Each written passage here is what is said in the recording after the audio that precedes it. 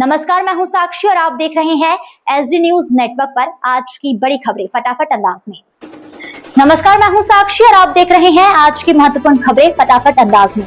आइए अब नजर डालते हैं आज की सुर्खियों पर। बंगाल सीएम शुभेंदु का बांग्लादेशियों पर बड़ा बयान। पश्चिम बंगाल के मुख्यमंत्री शुभेंदु अधिकारी ने अवैध बांग्लादेशी घुसपैठियों को लेकर बड़ा बयान दिया है। उन्होंने साफ कहा है कि जो लोग अवैध तरीके से राज्य में रह रहे हैं उन्हें जेल में रखकर सरकार खर्च नहीं उठाएगी बल्कि वापस बांग्लादेश भेजा जाएगा। सीएम ने लोगों से अपील की है कि ऐसे लोगों की पहचान कर पुलिस को सौंप दी जाए ताकि बीएसएफ उन्हें बॉर्डर पर भेज सके। इधर नॉर्थ 24 परगना के हाकिमपुर चेक पोस्ट पर 100 से ज्यादा विदेशी नागरिक जमा हो गए हैं जिनके बांग्लादेश लौटने की बात की जा रही है। वहीं मुर्शिदाबाद में 3 बांग्लादेशी नागरिकों को होल्डिंग सेंटर भेजा जा रहा है, यानी अब बंगाल में अवैध घुसपैठ का मुद्दा और ज्यादा गर्माता दिख रहा है। सीएनजी फिर महंगी, जनता पर डबल मार। ईरान युद्ध के असर के बीच आम आदमी पर महंगाई की एक और मार पड़ रही है। दिल्ली एनसीआर समेत कई शहरों में सीएनजी के दाम फिर से बढ़ा दिए गए हैं। दिल्ली में अब सीएनजी 87 रुपए 9 पैसे प्रति किलो हो गया है, जबकि नोएडा गाजियाबाद में ग्रेटर नोएडा में इसकी कीमत 91 रुपए 70 पैसे पहुंच गई है। सिर्फ इसी महीने में चौथी बार यह दाम बढ़े हुए हैं। इससे पहले पेट्रोल और डीजल भी महंगे हो चुके हैं। ऐसे में अब ऑटो, कैब और ट्रांसपोर्ट का खर्च बढ़ने के साथ ही रोजमर्रा की चीजें भी महंगी हो सकती है।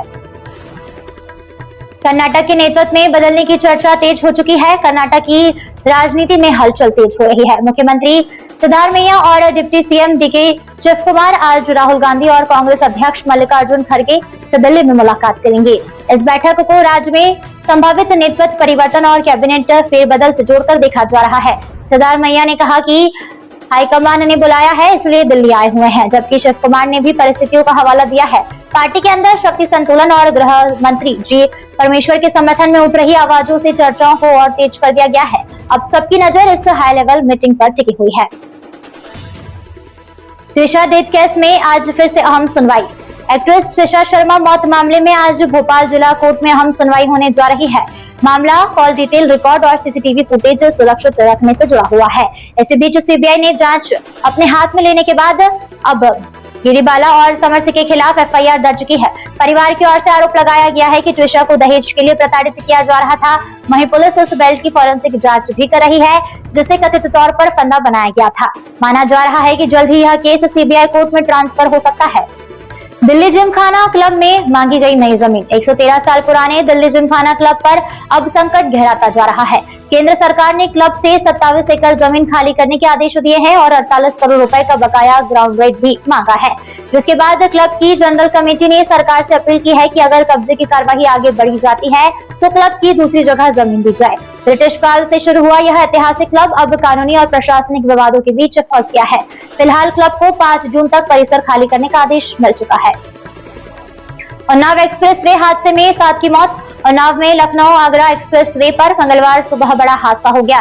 दिल्ली से बिहार जा रही डबल डेकर एसी बस अनियंत्रित होकर पलट गई, जिसमें दरोगा समेत कैदी समेत 4 लोगों की मौत हो गई है, जबकि 25 यात्री घायल है। शुरुआती जांच में ड्राइवर को झपकी आने की बात सामने आ रही है।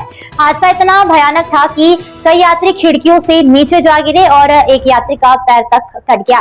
पुलिस और राहत टीम ने मौके पर पहुंचकर घायलों को अस्पताल पहुंचाया। इस दर्दनाक हादसे ने एक बार फिर से हाईवे सुरक्षा पर सवाल खड़े कर दिए हैं।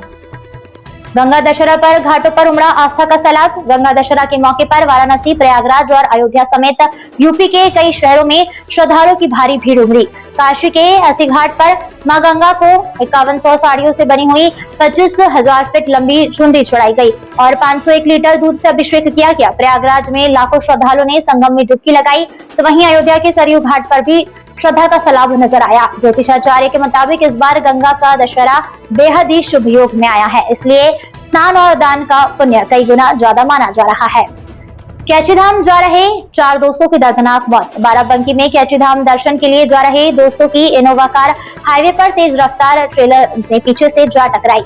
हादसे में सरकारी डॉक्टर समेत 4 दोस्तों की मौके पर मौत हो गई, जबकि 3 लोग गंभीर रूप से घायल है। पुलिस के मुताबिक कार चालक को झपकी आने से हादसा हुआ है। हादसा इतना भीषण था कि कार पूरी तरीके से क्षतिग्रस्त हो गई। मृतक अलग अलग जिले के रहने वाले थे और वाराणसी से कैचीधाम जा रहे थे। घायल युवकों को लखनऊ के केजीएमयू रेफर किया गया। राम दरबार की प्राण प्रतिष्ठा की पहली वर्षगांठ। अयोध्या में राम दरबार की प्राण प्रतिष्ठा की पहली वर्षगांठ आज बड़े ही भक्तिभाव के साथ मनाई जा रही है।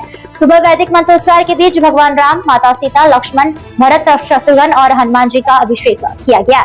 मंदिर परिसर जय श्री राम के जयघोष के साथ गूंज उठा। दिन भर विशेष पूजा अर्चना की गई। 56 भोग एवं भजन संध्या का आयोजन हुआ, जबकि शाम को सरयू नदी के 5051 बत्तियों से महाआरती की जाएगी। बड़ी संख्या में संत, महंत और श्रद्धालु अयोध्या पहुंच रहे हैं, जिससे पूरा माहौल भक्तिमय हो गया है।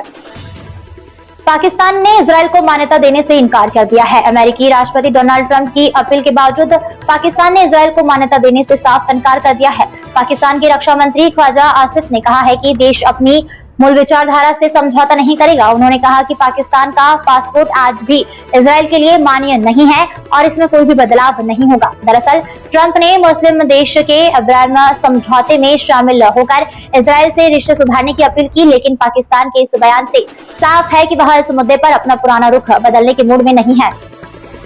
इस अंक में फिलहाल इतना ही। अगले अंक में आपसे फिर होगी मुलाकात। तब तक के लिए मुझे दीजिए इजाजत। नमस्कार।